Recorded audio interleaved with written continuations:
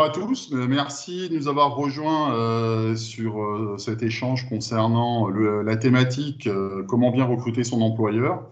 Donc je vais tout d'abord me présenter. Je m'appelle Ozna Mirovski, je suis donc membre de l'association des experts en sécurité et en sûreté depuis quelques mois maintenant, et j'occupe la fonction de directeur des opérations au sein d'une société de surveillance et de gardiennage.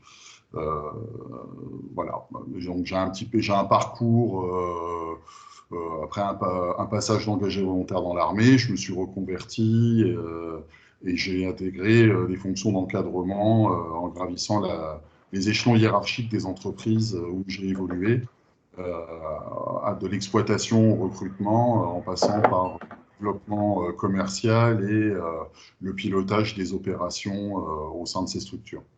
Voilà, ça c'est pour la présentation. Pourquoi avoir créé ce support? Ce support était bien évidemment, on voit souvent des déconvenues dans le cadre des recrutements ou des embauches, que ce soit pour le postulant ou pour le recruteur. L'idée était de créer un guide qui vienne un petit peu accompagner les uns comme les autres à se poser les bonnes questions et voir si tout était mis en place pour contribuer, entre guillemets, à l'intégration du salarié dans l'entreprise. L'objectif étant d'être et durer et de construire une relation pérenne et une collaboration pérenne, puisque c'est un travail d'échange et les uns sans les autres, l'un sans l'autre, l'entreprise ne peut pas construire durablement et exister.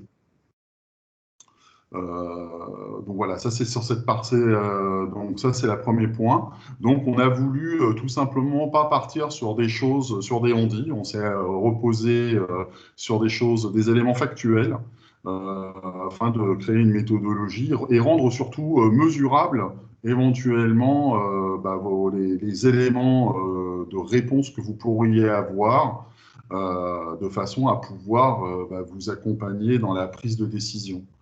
Donc après, bien évidemment, les critères des uns n'étant pas les mêmes pour les autres, après, c'est quelque chose ce sont des éléments assez subjectifs. Mais par enquête successive, on s'est aussi aperçu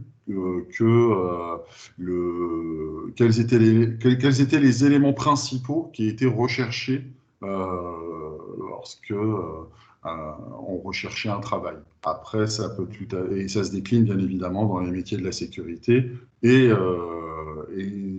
sur comment dire, si ce n'est le fait que la sécurité a des éléments bien particuliers qui lui sont propres de par sa convention collective et ses obligations. Le départ, c'est quoi, hein, qu'est-ce qu'on recherche? On revient à la pyramide de Maslow. Quand on cherche, les recherches sont souvent d'abord d'ordre physiologique.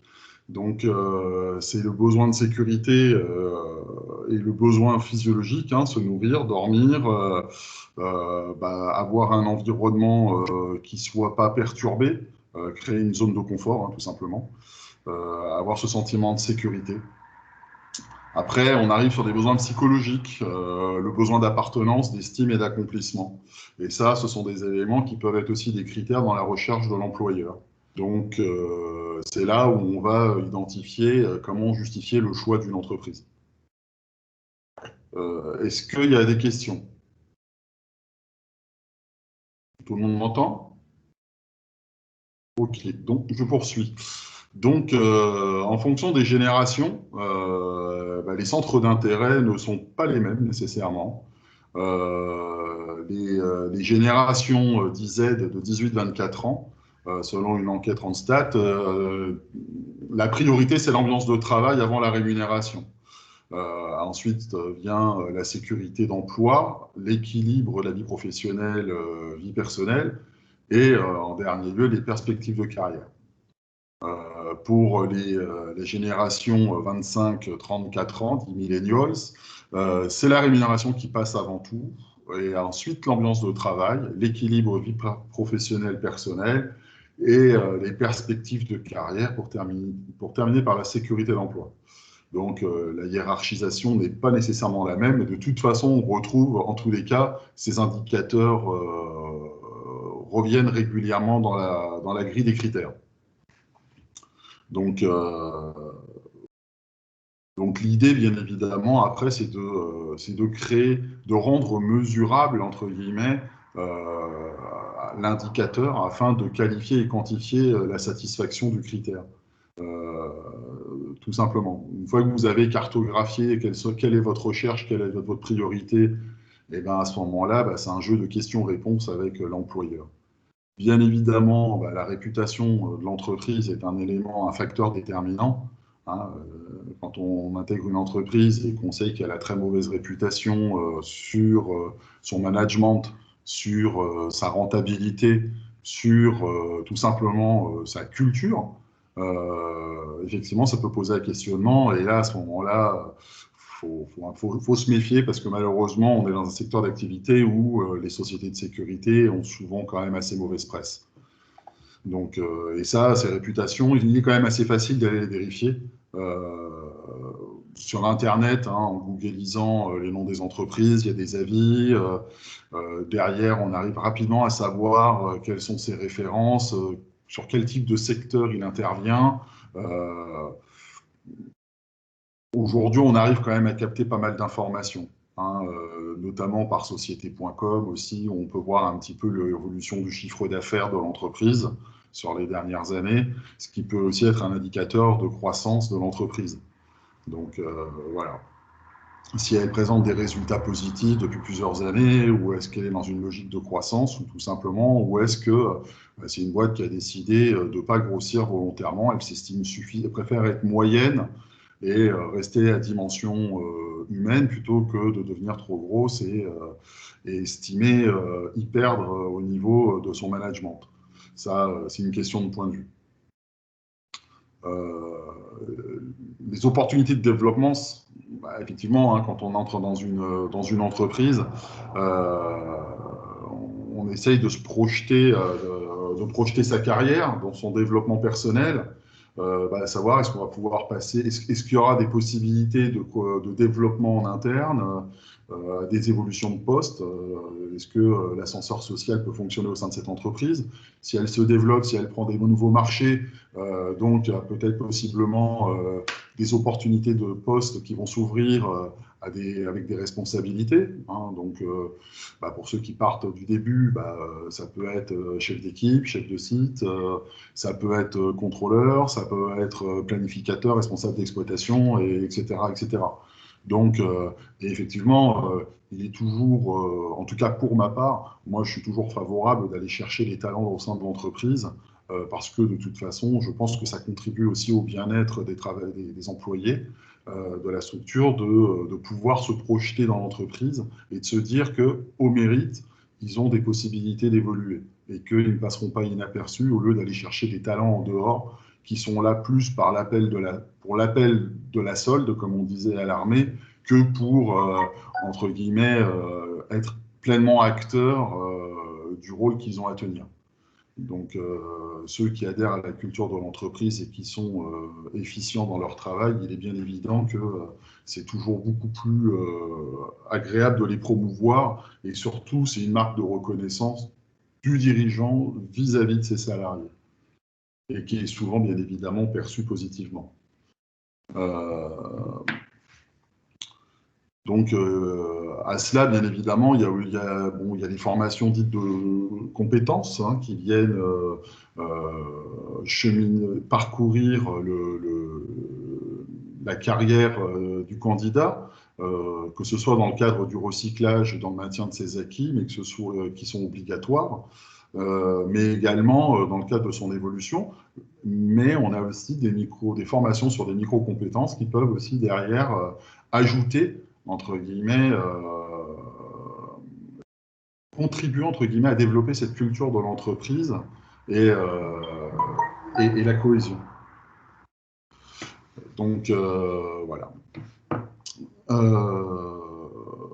Ce qui est important, bien évidemment, c'est l'accompagnement au moment de votre intégration et des possibilités d'évolution au sein de l'entreprise. Donc, c'est ce que je viens d'expliquer. L'accompagnement au moment de l'intégration, c'est important. Hein. On sait, par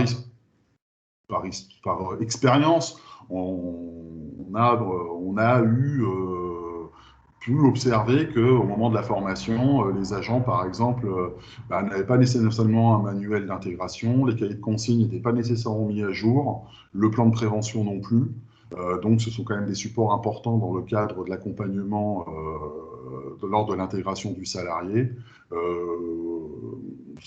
Et que, voire même, il était, lors de sa formation, utilisé tout simplement pour agrémenter le confort des pauses des agents et pas nécessairement consacré à sa mission de formation par son tuteur.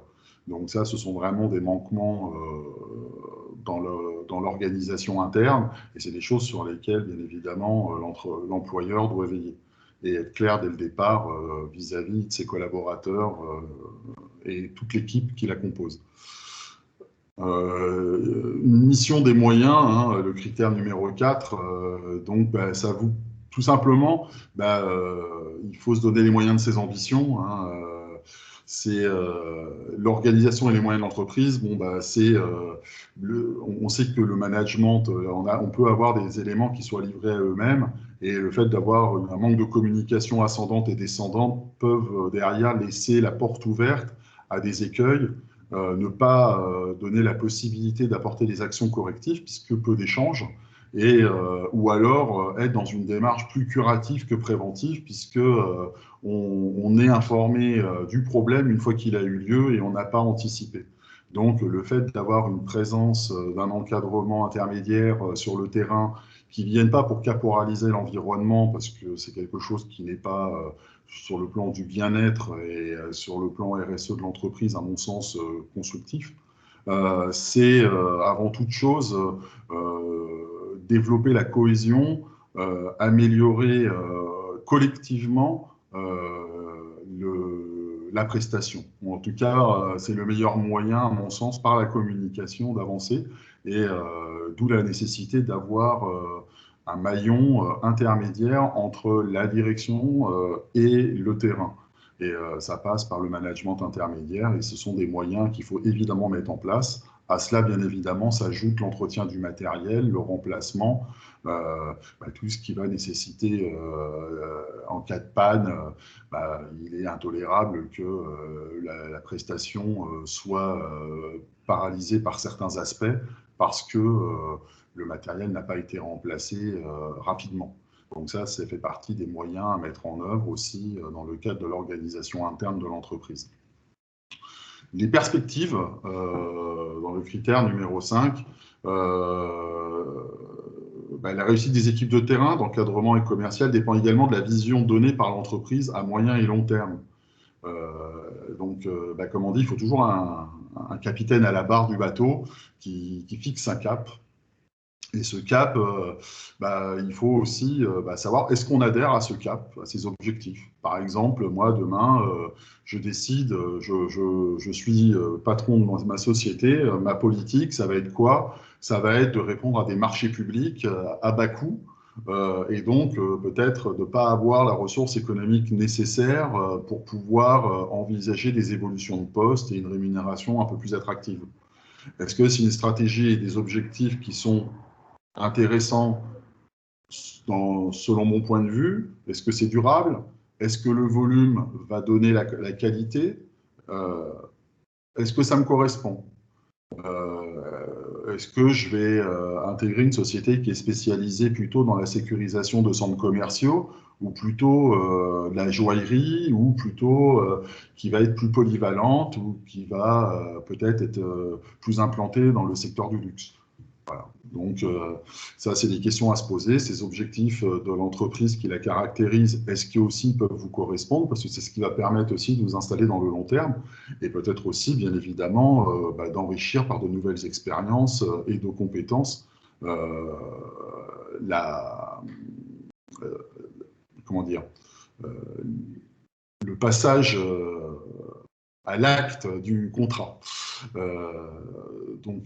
Méritocratie. Sur le critère numéro 6, La méritocratie, bah, c'est toujours important de valoriser les plus méritants, d'accompagner les gens, les performer, dire aux gens qui sont bons à rien, mauvais en tout, on sait que c'est pas agréable, c'est plutôt même assez stupide, c'est facile. Expliquer comment s'améliorer, c'est un peu plus compliqué, mais c'est beaucoup plus gratifiant. Et quand ces personnes jouent le jeu, se remettent en question par la force de leur motivation, de leur travail, par leur constance, leur loyauté. Bah, c'est vrai que ça fait toujours plaisir de dire qu'on a bien travaillé, mais il est vrai qu'un système de rémunération bah, lié à la performance individuelle, c'est un élément, c'est un élément qui derrière, est à prendre en compte. La responsabilité sociétale de l'entreprise, on parlait, c'est ce qu'on appelle la RSE.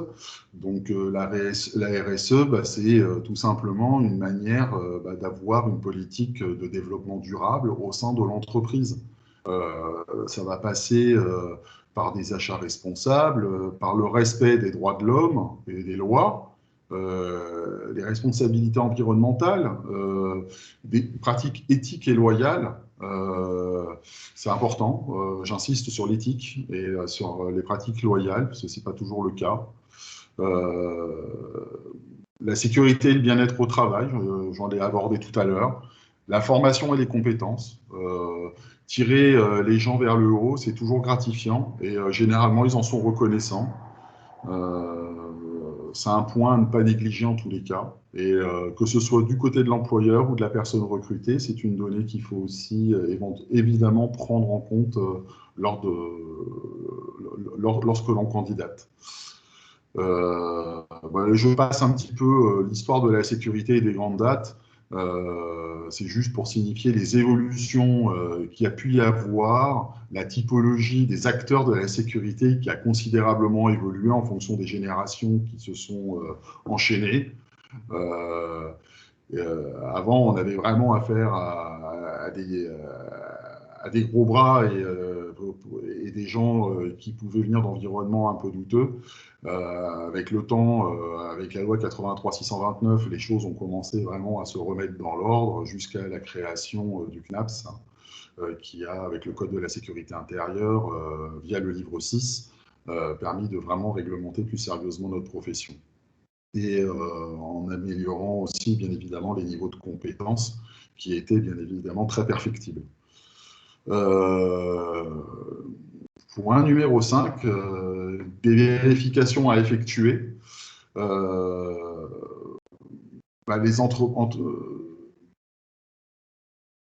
aujourd'hui, ce qui est intéressant à faire, bah, c'est de toute façon, c'est de vérifier que les dirigeants et l'entreprise remplissent bien les formalités et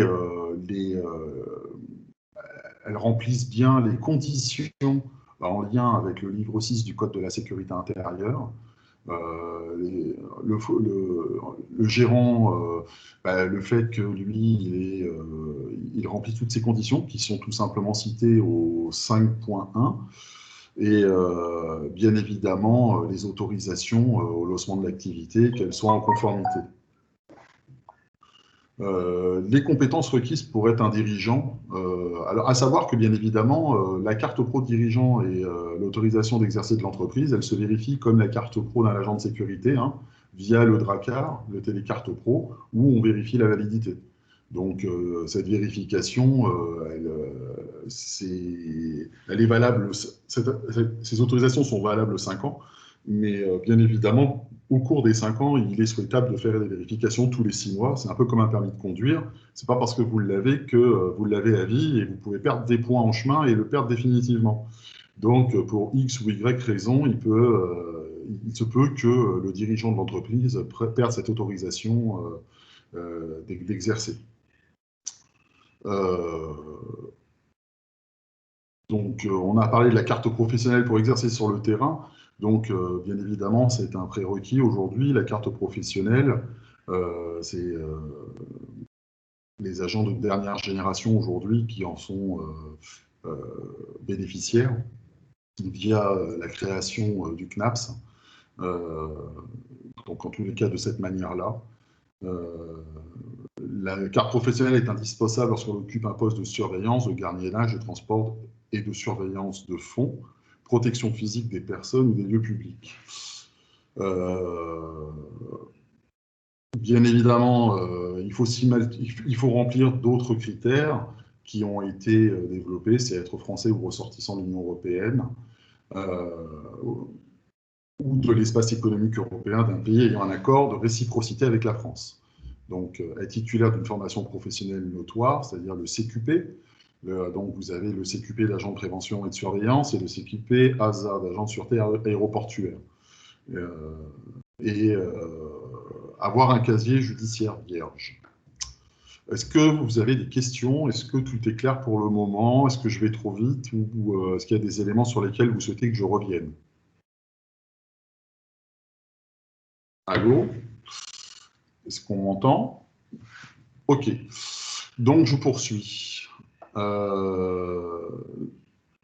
L'accréditation de la carte professionnelle délivrée par le CNAPS pour les ressortissants étrangers. Oui, donc le projet de sécurité globale est sorti récemment et derrière durcit les conditions d'obtention de la carte pro pour les ressortissants étrangers. Donc, il faut qu'ils aient 5 ans sur le territoire national et qu'ils puissent justifier une pratique de la langue française suffisamment convenable.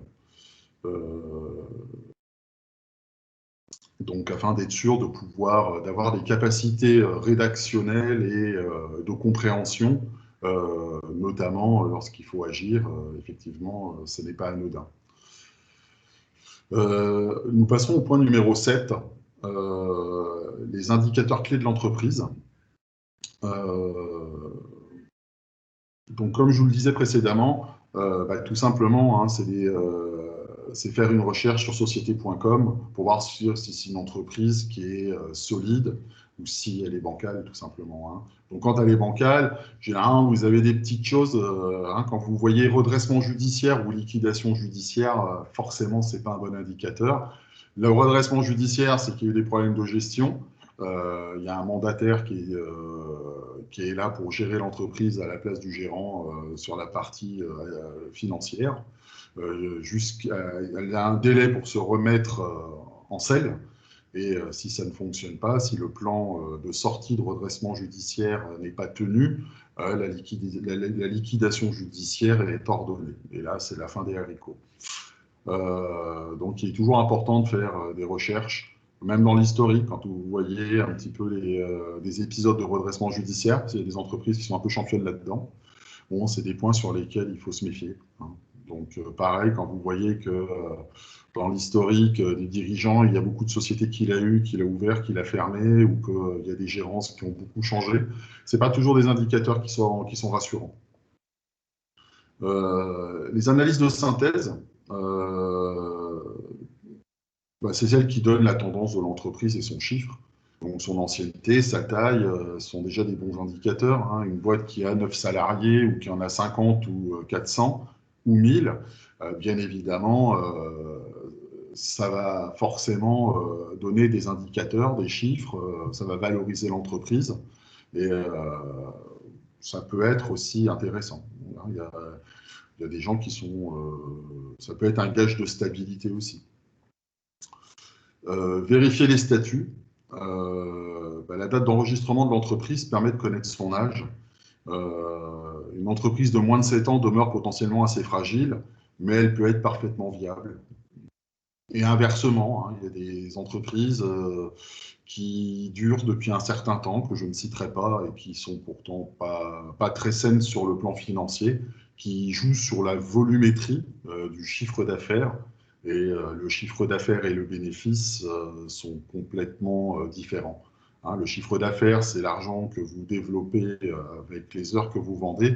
Le bénéfice net, c'est une fois que vous avez payé tout le monde, qu'est-ce qui reste dans les caisses de l'entreprise. Donc, une société qui ne gagne pas d'argent, si je fais 10 millions de chiffre d'affaires et qu'il me reste 0 à la fin du mois, et voire même je suis endetté parce que je n'ai pas assez pour payer toutes mes charges, ça n'aura pas nécessairement une grande utilité, puis surtout, ce sera signe qu'à un moment ou l'autre, le bateau finira par couler. C'est juste une question de temps.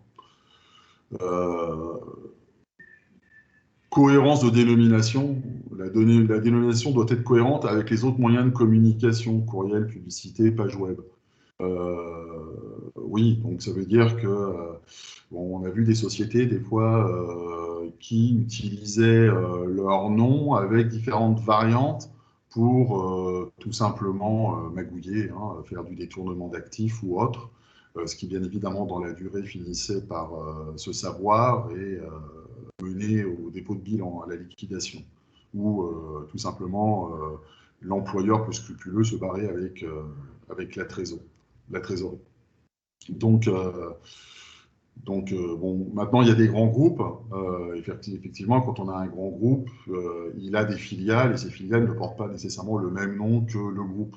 Hein. On sait qu'il y a le groupe LVMH, par exemple, et qu'au sein de LVMH, vous allez avoir des maisons comme Dior, Cheval Blanc ou autres grandes marques, Guerlain, qui vont faire partie et qui ne portent pas le nom de LVMH. Donc voilà, ça c'est une donnée aussi à intégrer. Et ça s'applique aussi dans la sécurité. Cohérence de l'adresse, alors oui, effectivement, hein, faut que l'adresse qui est notifiée, bien évidemment, soit bien enregistrée, de même que le SIRET, le code NAF. Ce sont des éléments importants. Hein. Si les numéros ne sont pas concordants, il y a un problème. Et à partir du moment où il y a doute, il ne faut pas hésiter un seul instant. Hein. C'est des éléments de vérification importants. Le SIRET, c'est un peu comme le numéro de sécurité sociale hein, de l'entreprise. Elle est immatriculée et c'est ce qui justifie qu'elle a le droit de travailler, qu'elle existe au registre du commerce. Le code NAF, ça veut dire que bah, c'est le secteur dans lequel elle est appelée à travailler. Hein. Le code NAF 90Z, bah, c'est des activités de sécurité privée. Si elle n'a pas 90Z, et c'est obligatoire qu'elle soit notifiée, bah, à ce moment-là, il faut se poser la question. De même que son numéro d'agrément préfectoral, il doit être notifié aussi. Hein, s'il n'est pas concordant avec l'adresse et le nom de l'entreprise, ça veut dire qu'il utilise l'autorisation d'un tiers. Ce qui est bien évidemment un faux et au regard de la loi, une infraction. Donc le dirigeant et son nom, hein, vérifier la cohérence des documents à l'apparition de son nom, vérifier sur Internet la probité du dirigeant et sa e-réputation. Si par exemple il a ouvert et fermé plusieurs entreprises, danger, c'est ce que je vous disais précédemment, et la validité de ce numéro sur Télécarte Pro, c'est le DRACAR, c'est ce que je vous disais également. Les recherches de traces de liquidation judiciaire et de redressement judiciaire, pareil, hein, c'est ce qui a été évoqué précédemment. S'il y a confirmation ou doute, je ne saurais que trop vous inviter à ne pas postuler.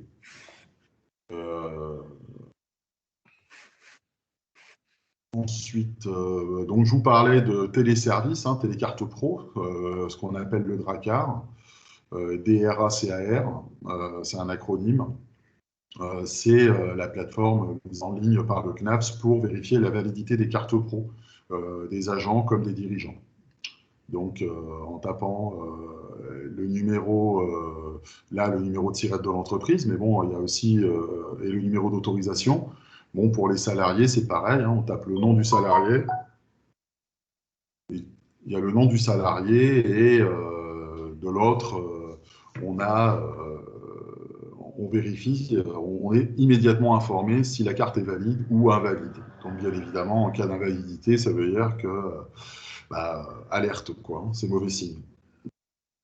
L'assurance de la responsabilité professionnelle, bah oui, hein, il a une assurance responsabilité civile, l'employeur, et s'il n'en a pas une, ça peut être assujetti à problème. Hein. Donc, ne serait-ce que pour vous, hein, en cas d'accident sur le lieu de travail. Donc, si vous n'êtes pas couvert par l'assurance de l'entreprise, en cas d'accident, bon, je pense que il ne faut pas être sorti de Saint-Cyr pour comprendre que là, ça peut apporter de sérieuses complications.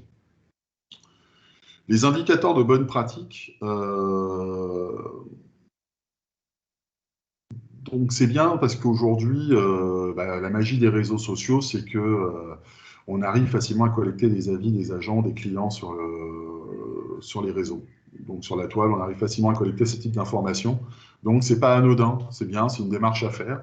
Moi, je le fais très honnêtement. Je le fais quand je vais prospecter sur des nouveaux marchés pour mon entreprise. Je le fais aussi. La santé financière, la dynamique de cette entreprise, les critères qu'on a évoqués précédemment, finalement, je vais un petit peu aussi les réutiliser moi de mon côté. Donc c'est quelque chose qui se décline quand même de façon assez large. Le nombre de clients, bah ouais, c'est sûr qu'une entreprise qui a qu'un seul client, elle est un peu en dépendance économique, ce qui veut dire que si elle perd son client, elle met la clé sous la porte. Donc, ou alors, si elle a un client qui représente 90% de son chiffre d'affaires et qu'elle en a que deux ou trois, donc ça veut dire que le jour où elle perd son plus gros client, l'activité risque quand même d'être sérieusement compromise. Et vos perspectives de carrière aussi. La typologie des clients, on en a parlé avant. Hein. Qu'est-ce qu'ils font? Du magasin, de l'industrie, du chantier, du site de prestige, de l'IGH. Est-ce que c'est votre projet professionnel? Moi, j'ai eu des gens qui me disaient, moi, je cherche de l'IGH, je veux travailler, je veux faire de la sécurité incendie principalement.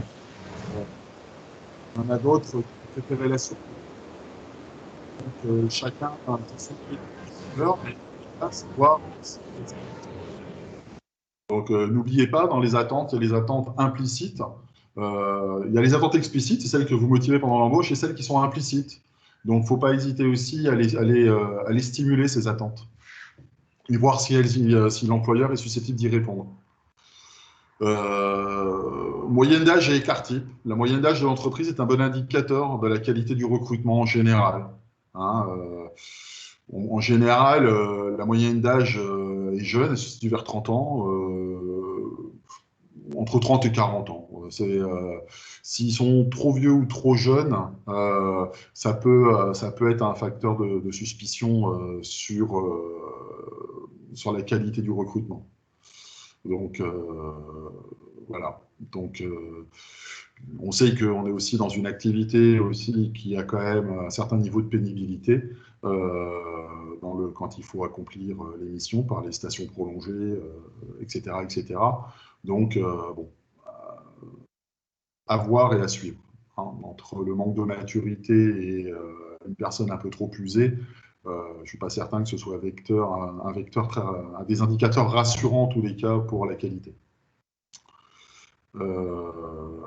L'écart type, de toute façon, entre le plus jeune et le plus vieux donne un très bon indicateur d'ouverture, d'intelligence et de recrutement. Voilà. Donc, il faut aussi adapter le recrutement, bien évidemment, en fonction des postes et des missions. Et si la personne est seule ou accompagnée, en équipe ou pas. Moi, je donne un exemple un petit peu personnel, mais sur des équipes, quand on a un site où on a un SIAP 2 et deux, trois autres agents, qui soient SIAPins ou agents de prévention et de surveillance, on va toujours faire en sorte que on mette lorsqu'on a un jeune, qui soit toujours avec deux personnes plus mûres. Donc, il ne faut pas que ça dépasse le tiers de l'effectif. De toute façon, en poste à l'instant T. L'ancienneté, la moyenne et écart type. L'ancienneté ou le nombre d'années dans l'entreprise indique la capacité de l'entreprise à fidéliser ses collaborateurs. Donc, ça se passe de commentaires. Une boîte où il y a beaucoup de turnover, ça veut dire qu'il y a un problème de fidélisation du personnel. Ce problème de fidélisation du personnel, il passe soit par un management qui est inadéquat, soit parce que il y a tout simplement au recrutement un souci. On est hors sujet. Ou soit c'est tout simplement parce que la société ne remplit pas les conditions pour celles qu'on a évoquées précédemment, et derrière, les gens quittent le navire avant qu'il coule. Voilà. Donc voilà, à prendre en compte l'ancienneté dans l'entreprise, la moyenne d'ancienneté des éléments, c'est des questions qui peuvent être posées aussi lors de l'entretien, et derrière, elle est légitime. Le nombre ou le taux de femmes exerçant en tant qu'APS, Bon, la profession est très masculine et pourtant les femmes ont toute leur place. Moi, je pense personnellement qu'elles apportent une vraie valeur ajoutée. Elles sont complémentaires. Il ne s'agit pas d'un rapport de dominance en qui est meilleur que l'autre. C'est de la complémentarité. C'est comme dans la vie de couple. Et je pense que derrière, c'est un indicateur d'ouverture, d'intelligence et d'excellence dans le processus de recrutement, entre guillemets, d'ouvrir la porte à ce type de candidat. Ce serait dommage de s'en priver. Souvent, en plus, elles sont bien plus procédurières que nous, les garçons, ce qui peut apporter une vraie valeur ajoutée. Taux de personnes en situation de handicap, bah, les entreprises ont une obligation de résultat à 6%. Bon, c'est pas évident dans notre profession en fonction des postes qu'on va avoir. Donc c'est sûr, si c'est un poste guéri, assis à faire lève-barrière, bon, on peut trouver peut-être plus facilement. Mais sur des sites où il y a une certaine représentation, où il y a des sites où il y a de la station debout prolongée avec des interventions régulières à mener, en fonction de la nature du handicap, ça peut complexifier les choses. Mais bon, personne souffrant de dyslexie peut tout à fait exercer comme agent de sécurité, par exemple. Moi, j'ai eu des blessés de guerre, hein, des gens qui avaient un doigt coupé, ça ne les empêchait pas de travailler. C'était même ils travaillaient aussi bien que vous, moi et d'autres. Donc, il ne faut pas oublier que ces gens-là, ils ont besoin d'être intégrés et c'est aussi leur tendre la main. Donc, après, chacun voit midi à sa porte, mais en tout cas, moi, je trouve que c'est un élément favorable dans la politique de recrutement, au-delà de l'obligation de résultat. Les certifications et démarches qualité, bah, la certification qualité, c'est l'ISO 9001. Alors, il y a beaucoup d'entreprises qui sortent l'ISO 9001 pour mettre en avant leur système de management de la qualité. Bah, c'est souvent un tampon ou une décoration sur une plaquette et c'est rarement malheureusement mis en application. C'est plus un argument de vente commercial. Il y en a qui jouent le jeu. Moi, en l'occurrence, dans l'entreprise, on a cette pratique. C'est quoi mettre en place une politique qualité? Bah, c'est tout simplement identifier, cartographier les anomalies, les écarts qu'on enregistre dans l'entreprise et dans son fonctionnement et trouver la solution, les causes racines, les solutions en place pour réduire le risque et améliorer le fonctionnement de l'entreprise et de la prestation, et de suivre, c'est-à-dire mener les actions correctives et faire le suivi des actions correctives. Donc, et ça marche bien évidemment par des indicateurs qui rendent mesurable tout ce qui a été fait. Hein, la fréquence d'un passage, le nombre d'anomalies relevées, le turnover dans l'entreprise, le taux de recrutement, le niveau de satisfaction client, la pérennité des contrats. Au niveau administratif, est-ce que les échanges administratifs avec l'entreprise sont efficaces, réactifs lorsque vous avez besoin d'avoir un document, vous avez égaré votre fiche de paye par exemple, est-ce que derrière le service est suffisamment réactif de son côté dans son fonctionnement interne? Donc que ce soit dans le fonctionnement de l'entreprise ou sur le terrain dans le cadre de l'exécution de la prestation, mettre en place une démarche qualité, lorsqu'elle est appliquée, c'est une vraie valeur ajoutée et c'est aussi la preuve pour l'agent de sécurité qu'il y a une volonté d'amélioration continue et ça peut être aussi un élément d'émulation.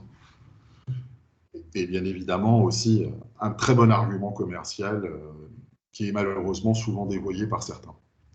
L'application du code de déontologie, bah, c'est obligatoire, hein, le code de déontologie de la profession, il doit vous être remis à l'embauche, vous devez y avoir accès. Si vous n'en avez pas pris eu écho, c'est un problème. C'est un vrai problème.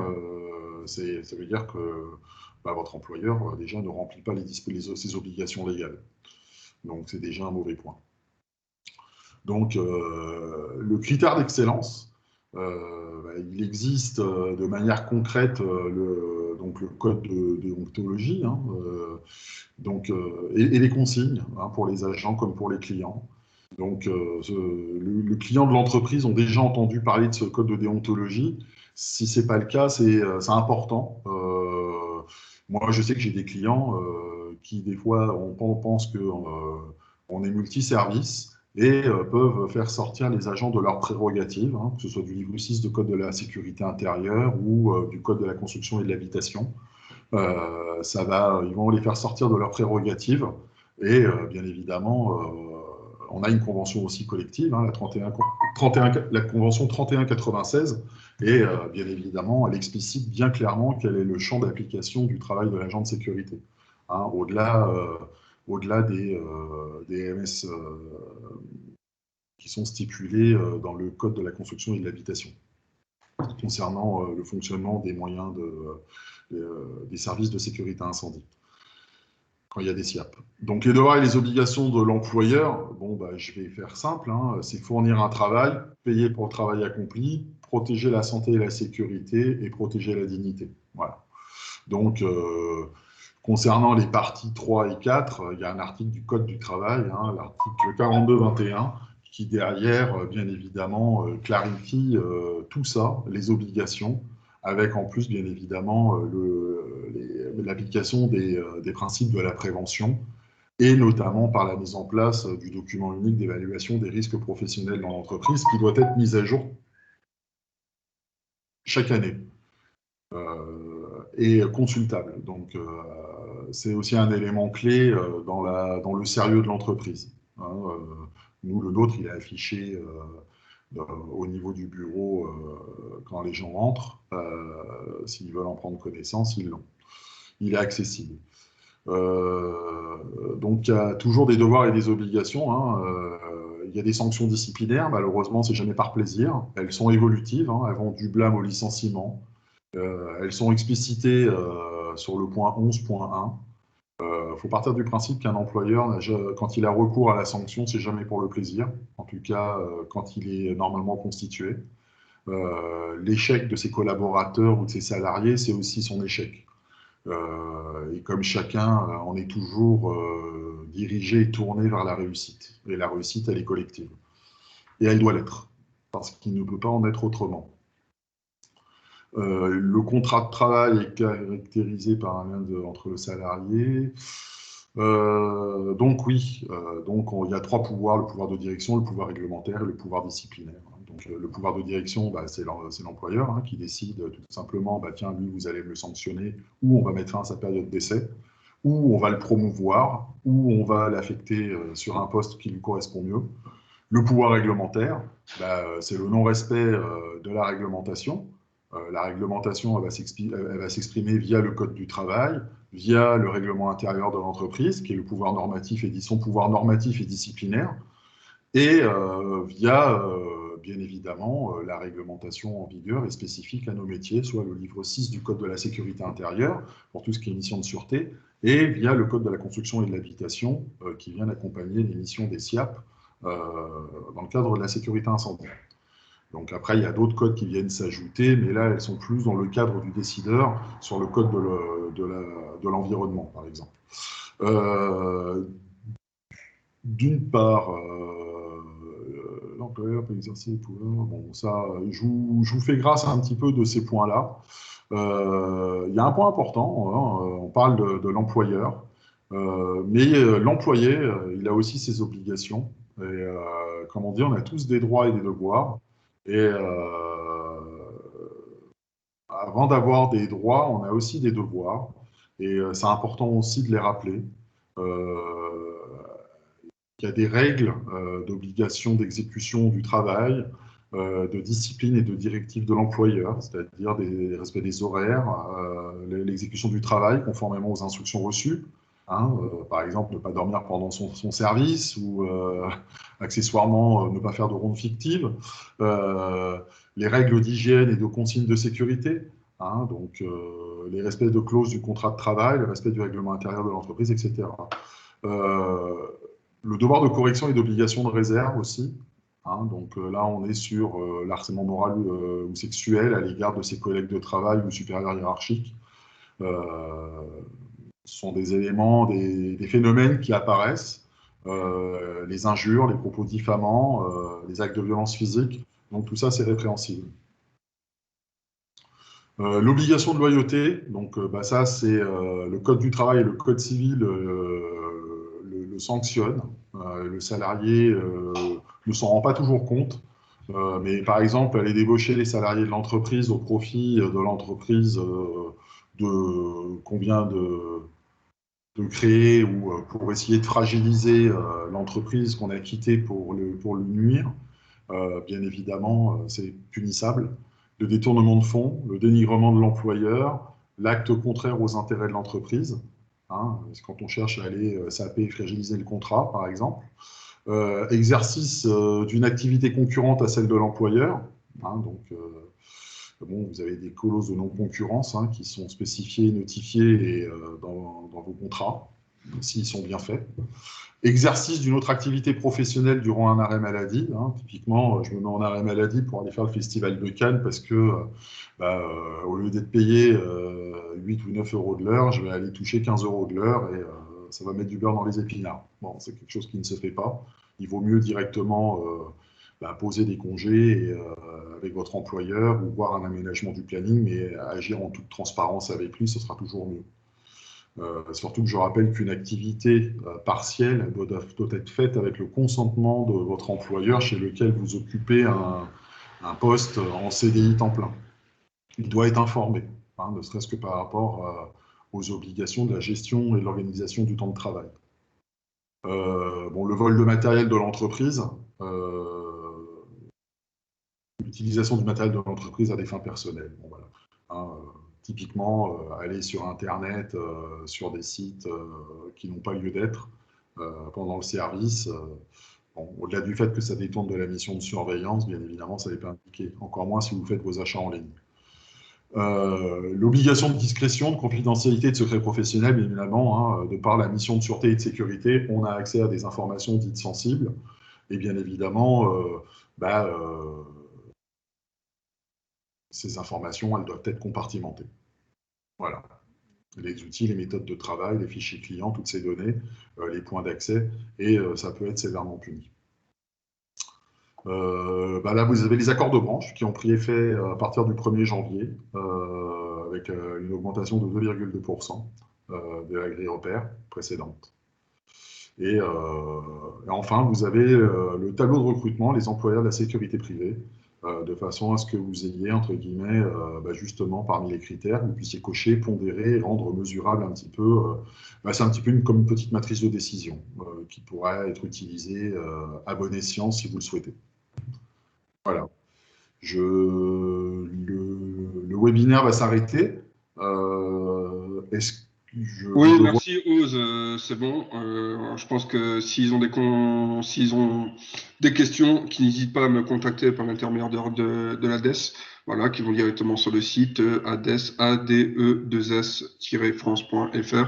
Vous me posez des questions ou directement en message privé sur LinkedIn. Voilà, je suis Just Christopher, le président de l'association des experts en sécurité et sûreté.